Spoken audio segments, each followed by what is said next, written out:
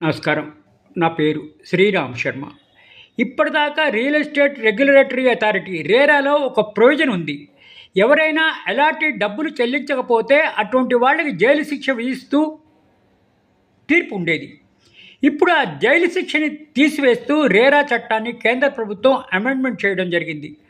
ఈ అమెండ్మెంట్ చట్టం పేరు జన Vishwas amendment of provisions act 2026. Jail శిక్షను తొలగించడం జరిగింది ఈ అమెండ్మెంట్లో. అంటే ఇకపై ఎవరైనా ఎలాంటి డబ్బులు చెల్లించకపోతే ఇకపై జైలు శిక్ష ఉండదు. ఎందుకంటే దాన్ని తొలగించడం జరిగింది కేంద్రం.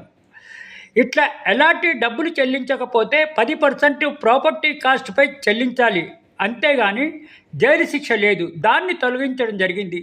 దాని ప్లేస్లో 10% ప్రాపర్టీ కాస్ట్ పే చేయాలని అమెండ్మెంట్ తీసుకొచ్చింది కేంద్ర ప్రభుత్వం.